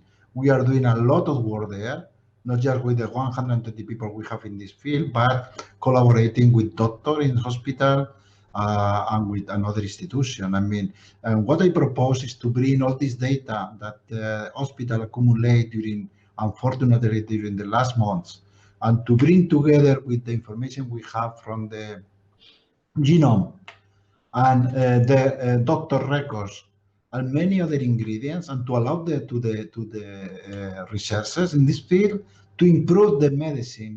We can improve a lot the medicine using our technology, including the artificial intelligence, by the way. And also Bill pointed out what they are doing for COVID. Let me see if we've got some other questions. Can we trust in artificial intelligence in cloud computing? That's a new question just published right now. Should I read it again? It says, can we trust in artificial intelligence in cloud computing? And now we have a second question as well. And it says, what about implications of artificial intelligence together with Earth observations applications on e-health? I'm going to say something slightly provocative on that one, which is the software is the same. I don't see the difference between running it in the cloud and running it on your laptop. So if that person wants to argue with me, my email address is public. Yes, I think we can trust it as far as you think you can trust AI. It's just software. Okay. Yeah, I mean, I can pile on to Bill's point. I mean, I agree. I think I agree that it's not so much a technological question and more can you, like, what level of trust do you put into any kind of analysis of data? We've seen, like in the case of it was great charts that you presented, Bill. I mean, but we've seen that in the presence of data, it can always be reinterpreted to meet some specific purpose. The question is can AI be taught to do that reinterpretation, or can it always be of the fidelity that we want so that it's actually representing things properly? I think from my time on the internet, I think we should all step up our level of skepticism about any kind of thing that is being presented to us, and AI or otherwise. Agreed. And I don't know if that answered the question, but well, we should ask the person that pointed out. And what about trusting in artificial intelligence or in cloud computing? Well, I think that's the second part of that, I think, is a red herring. I mean, it doesn't matter whose computers it runs on, I don't think. Okay, so we have some of the comments. I'm going to say this in my best Portuguese. Muito bom, sensacional, parabéns. Excelente contribución. We don't have more questions. We only have comments. Everybody's clapping out with words in Slido. And we have had many interesting comments also in Twitter, but no questions so far. So, Luis. Many thanks, Maria Jose, and I would like to thank our panel. Your presentations and the conversation we had has been very interesting for our audience. Thank you very much for helping us and for participating in this activity. I am happy to be able to collaborate with you from RedCLARA and with the organizations that you represent. So thank you very much. Really deeply gratitude for your participation. Thanks very much for the invite. Muchas gracias. Un fuerte abrazo a todos. Bye bye. Mateo. Thank you so much, Luis, for the opportunity. Really nice to see you. Muchísimas gracias por todos los que están mirando la presentación. Mateo, Muy obrigado. con mucho gusto. Estaremos en contacto. Cuídate mucho. María también. Estaremos en contacto, por supuesto. Sí, seguro. Cuidaros mucho. Un abrazo a todos. Un abrazo. Thanks very much, all. Thank Bye you, bye. thank you. Nice to see you again, Dio. Yeah, Bye bye. all the Williams. Thank you very much. All right. Very much, everybody. Bye-bye. Luis, Nice to meet the rest of you. nice to meet you too, Bill. Luis, nos toca ahora presentar la firma de RUTE. Quiero ver si está conectado Luis Mesina. Creo que aún no. Tenemos conectada a Paola Arellano, directora ejecutiva de RedCLARA. Ahí saludamos. De reúna nomás todavía. Reúna. Hola, buenos días a todos. Empecé a trabajar en RedCLARA, siempre decía Reuna en vez de RedCLARA, y ahora le digo RedCLARA Reuna. El problema es mío. Esta vez es como cuando uno quiere terminar con el novio. No eres tú, soy yo.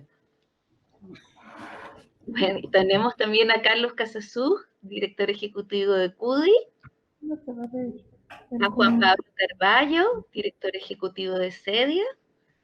Y déjenme ver quiénes tenemos. Nos falta Luis Mesina. Luis, Eliezer, jefe mío, si te parece bien, puedes comentar un poquito de qué se trata RUTE y de qué se trata este acuerdo. Sí, claro, con mucho gusto.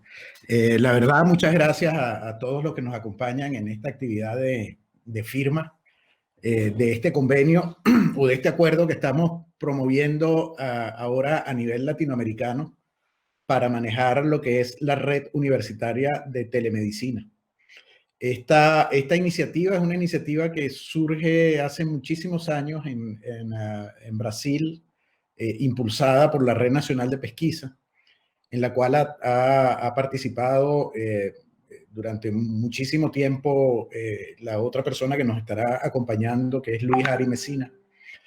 Y el objetivo de este convenio es justamente extender las actividades de esta red más allá de Brasil al resto de Latinoamérica, con las redes que están acá participando. Estarán, o ya firmamos este convenio, lo vamos a mostrar posteriormente firmado.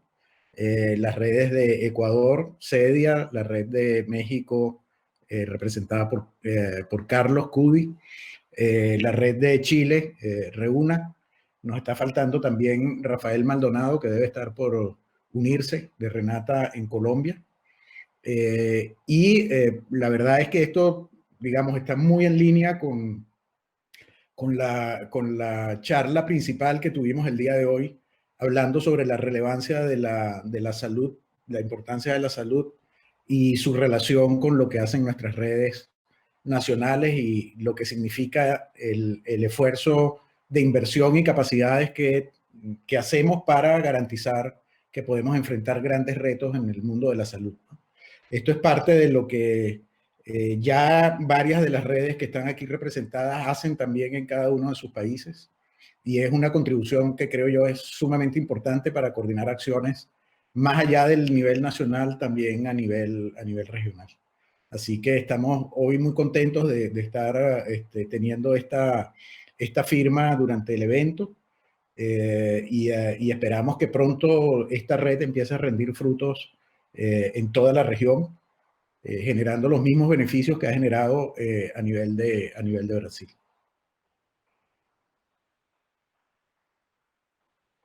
Paola, ¿quisieras decir algo respecto de este acuerdo? Bueno, sí, bueno, muchas gracias. Y bueno, primero que todo agradecer este esfuerzo que empuja RedCLARA con el respaldo de RUTE y de la red de Brasil. Para nosotros como Reúna, un proyecto de este tipo, una iniciativa de colaboración de este tipo es tremendamente relevante.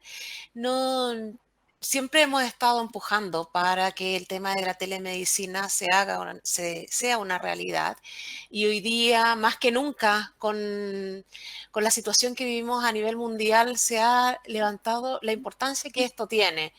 Y como particularmente siento que, pucha, estamos un poco atrasados en eso. Creo que la mejor forma de poder avanzar mejor y más rápido es haciéndolo juntos. Entonces, para nosotros como Chile, firmar este acuerdo es de suma importancia y tenemos todo el compromiso, tanto del equipo de Reuna como también de las instituciones que están involucradas en el tema de telesalud en Chile, de trabajar en él.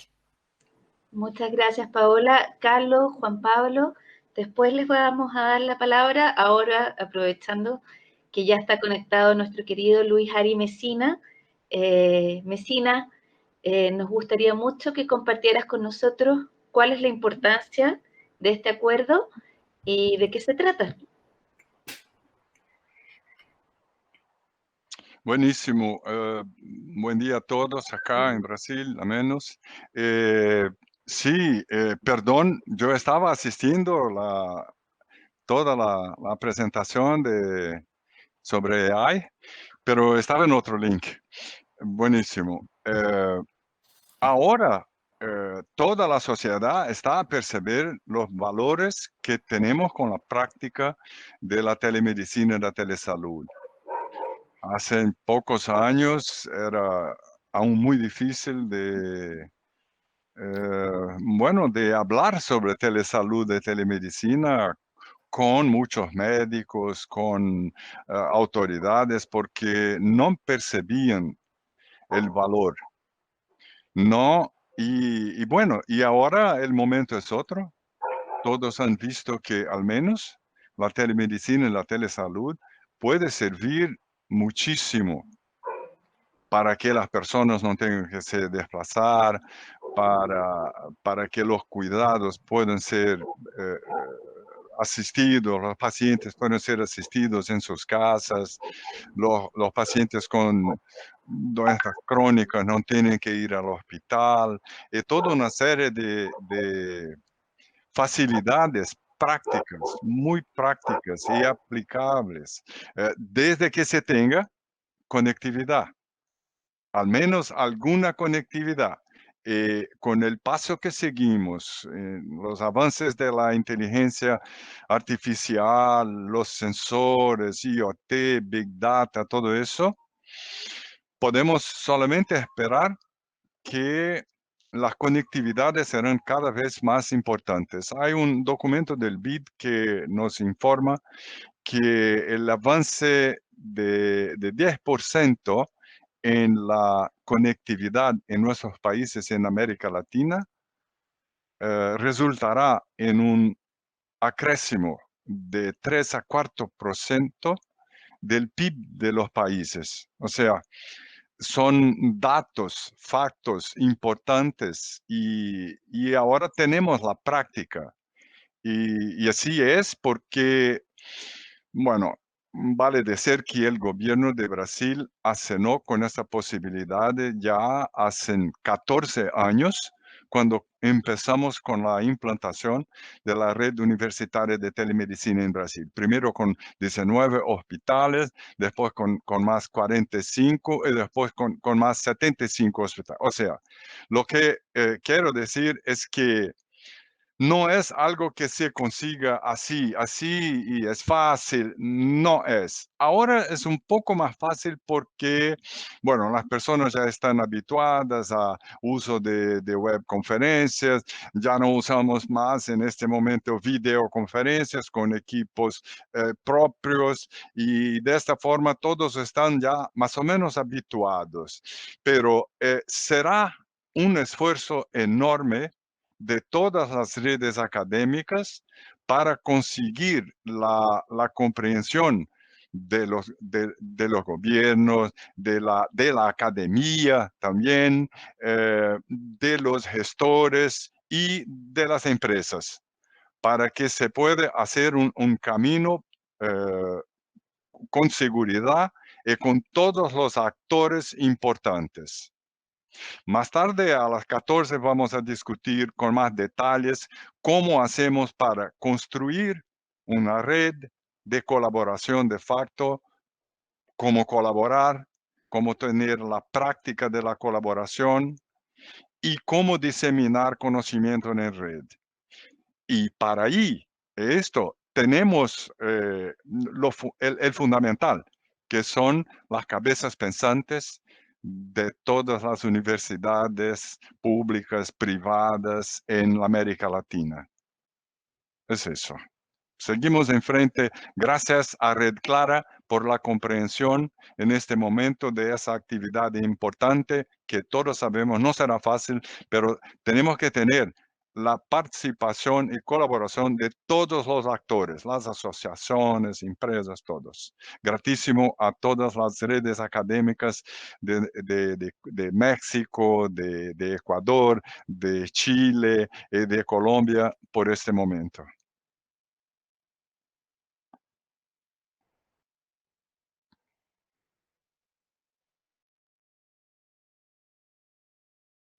Disculpen, no podía tomar el micrófono. Muchas gracias, Luis.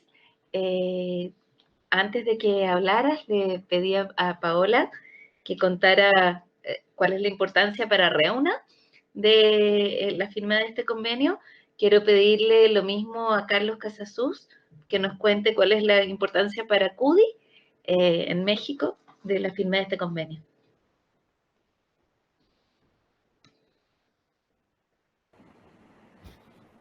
Bueno, desgraciadamente México está pasando por un momento triste, malo, desorganizado.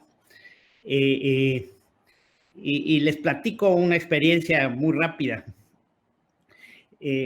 Cuando empezó la pandemia, el director del Hospital General de Ixtapaluca nos pidió que si lo podíamos ayudar a hacer un video de cómo se entubaba a una persona, porque su personal no sabía cómo entubar a un paciente que tenía dificultades respiratorias por el COVID. Y obviamente le dijimos que sí. Y tratamos de hacer el video desde el hospital, pero la conectividad no fue suficiente para transmitir un video.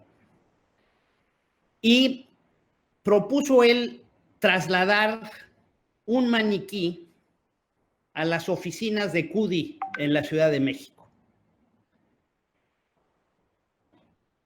Llevó un maniquí, llevó sus técnicos y hizo un entubamiento en la mesa de consejo de nuestras oficinas de Parral.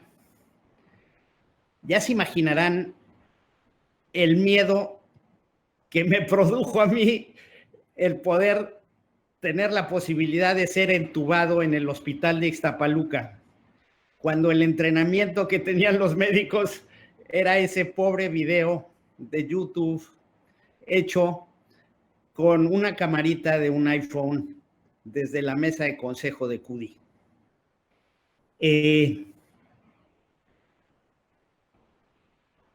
También esta triste experiencia nos indica el terrible potencial que tenemos de mejorar la salud simplemente con compartir las experiencias de todo a través de una mejor conectividad, o a lo mejor de una conectividad muy pobre, como que es la que seguramente estamos encontrando en el sistema hospitalario de México actualmente.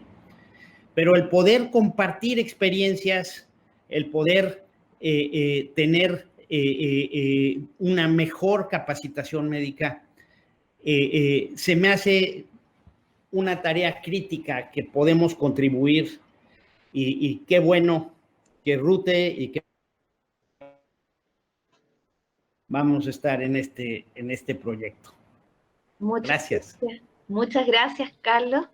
Y comparto, hubiese compartido el miedo que tú sientes si hubiese visto eso. Mesina, ¿quieres decir algo? Sí, es que me olvidé de decir que, bueno, y tampoco partimos del cero, ¿no?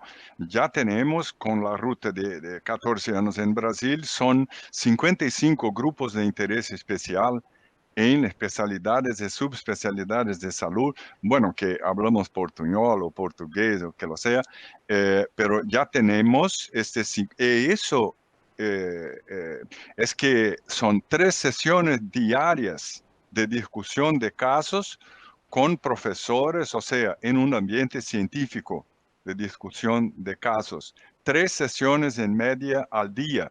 Y tenemos también ahora, más para frente, pero ya tenemos 15 grupos de interés especial también en soberanía y seguridad alimentaria y nutricional. Bueno, es eso. Muchas gracias, Luis. De los cual, María José, perdón, todas las instituciones de salud pueden participar, ¿no?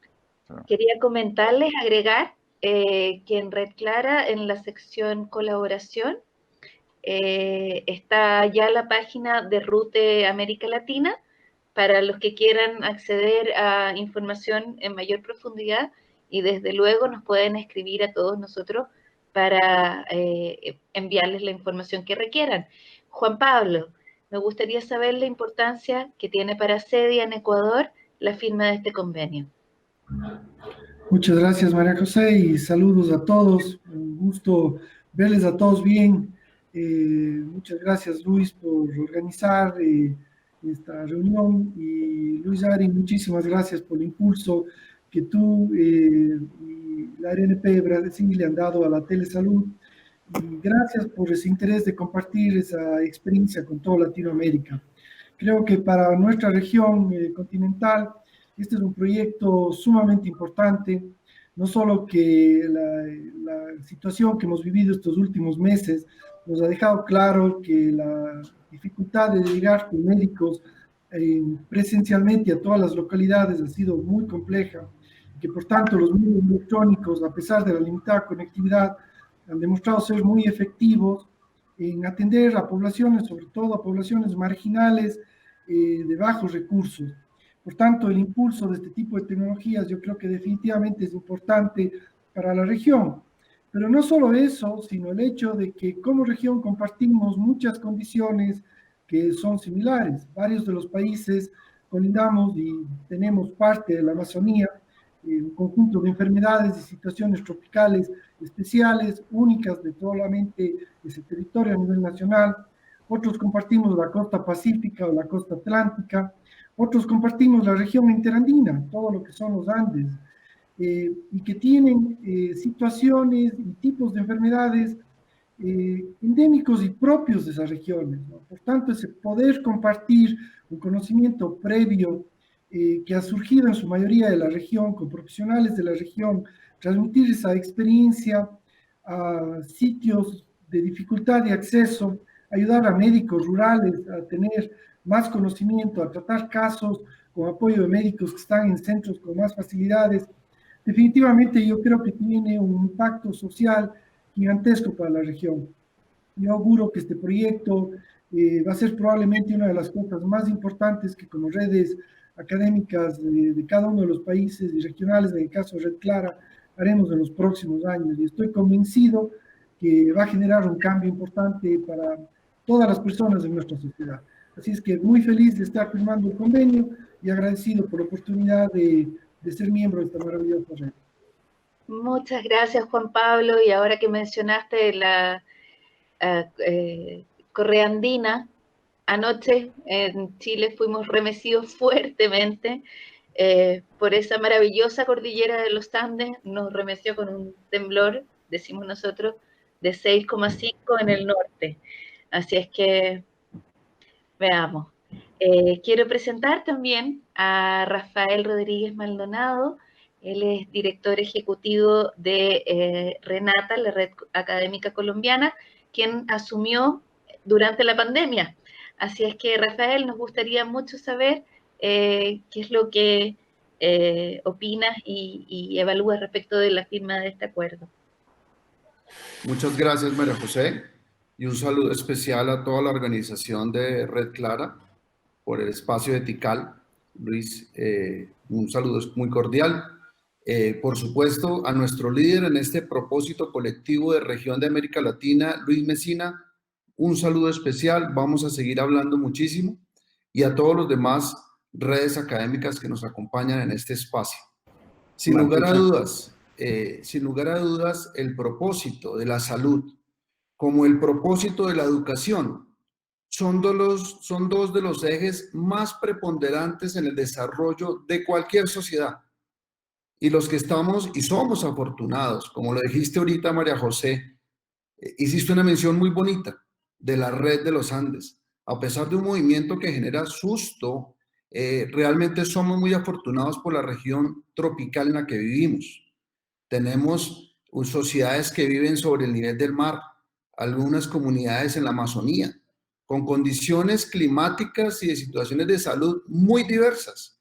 Y tenemos también comunidades y asentamientos en altura, en la región andina, en 3.000, 4.000 metros sobre el nivel del mar. Entonces, eso nos genera unos retos increíbles, fantásticos, de lo que debe ser el impacto de un proyecto de estas condiciones. Por supuesto, tal como lo decía Luis Messina en su presentación, hay unos retos grandísimos. Uno, en el desarrollo de toda la capilaridad de las redes de conectividad para llegar a todos los rincones, sin lugar a dudas. Otro, el que podamos ampliar el espectro de las diferentes áreas de la salud a la que vamos a llegar a nuestras comunidades. No solo el de medicina prioritaria asistencialista, sino los sectores, áreas de psicología, de trabajo social, de primera asistencia. Y claramente ahí viene otro reto adicional muy importante, y es que tenemos unos comportamientos sociológicos de nuestras comunidades, que venimos acostumbrados toda una vida a una asistencia médica presencial. Y tenemos que cambiar un paradigma ahora a una asistencia remota a través de unas plataformas que para muchas de las comunidades no va a ser fácil. En Colombia, por ejemplo, tenemos sectores como en la región Caribe o en la región Pacífica o en la Amazonía o Orinoquía, en donde en un solo departamento podemos tener 30 o 40 dialectos indígenas. Imagínense la exigencia que va a representar para este ejercicio el poder llegar de manera apropiada con los mensajes culturales a esas comunidades. Entonces, sin lugar a dudas, este es un reto fantástico. Es un reto de integrarnos y compartir esas experiencias y conocimiento que otros países llevan en adelanto, como la red de Brasil. Y por supuesto, en la medida en que esta mecánica la sigamos construyendo, podemos tener a través de las redes académicas el vínculo y la articulación en cada país y regional para que compartamos esas lecciones, esos aprendizajes y sigamos cada vez mejorando en la construcción de un círculo virtuoso permanente que tenemos que promover para tener un proyecto regional de telesalud que cada vez optimice los estándares de cubrimiento, de alcance y de satisfacción a nuestra sociedad en general. Esos son los retos que desde Renata Colombia vemos, de lo que hay que hacer y del camino que nos señala y el rol integrador de articulación que las redes académicas deben cumplir en cada uno de los países. A todos, muchas gracias por este ejercicio. Y desde Colombia tenemos muchas expectativas en el trabajo y los proyectos que adelantemos de manera conjunta. Muchas gracias, Rafael. Luis Eliezer, ya estamos cerca de la hora de término. ¿Quisieras agregar algo, mostrar quizás el acuerdo? Lo dejo en tus manos. Y gracias a todos. Mostrar el convenio firmado y aprovechar de nuevo el espacio de palabras para agradecerles a todos por el interés en que creemos esta red a nivel latinoamericano.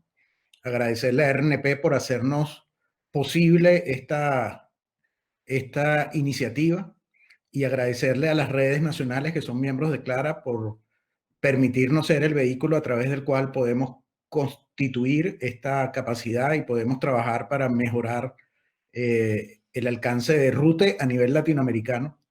Tenemos que incluir muchas más redes, ¿no? Acá estamos una parte pequeña de las redes que son miembros de RedCLARA. Esperamos que en un futuro próximo podamos tener muchas más participando. Estoy ahora buscando el el convenio firmado para mostrarlo. Ustedes, por favor, me dicen si lo pueden ver. Entiendo. Y ahora se ve. Perfecto. Entonces, este es el convenio. Por supuesto, lo vamos a colocar en nuestra página para que esté a disposición de quien quiera verlo. Y lo importante son las firmas que queremos mostrar acá, que están al final. Ahí están las distintas firmas. Yo no sé si las pueden ver. La firma de Brasil, la firma de Ecuador. Sí, los vemos.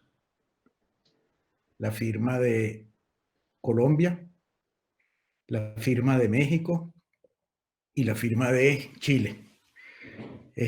Quiero felicitarlos y que nos felicitemos por este importante logro y por lo que sé y estoy seguro que va a ser una contribución muy, muy relevante para toda nuestra región. Gracias por acompañarnos y bueno, esta tarde tenemos talleres interesantes que se van a estar desarrollando, entre ellos un taller específicamente del tema RUTE, así que los invitamos a todos a unirse a las actividades que vienen posterior a esta sesión plenaria del día de hoy. Luis, perdón, me gustaría de agradecer a Nelson, Simões y Grisende por toda la cooperación para hacernos el acuerdo viable y que se pueda seguir adelante. Gratísimo a ti también, Luis. Gracias a todos. Bueno, muchas gracias a todos los que participaron en este acuerdo. Muchas gracias a todos los que fueron parte de esta segunda sesión plenaria de TICAL 2020, donde cumplimos 10 años. Gracias a la parte técnica, hoy día hemos tenido una conferencia muy fluida y queremos invitarlos a participar en las sesiones de nuestros auspiciadores en sus stands virtuales y luego seguimos con la sesión de paralela y los talleres. Muchísimas gracias a todos y nos vemos mañana a la misma hora. Adiós. Muchas gracias, adiós. Que estén muy bien.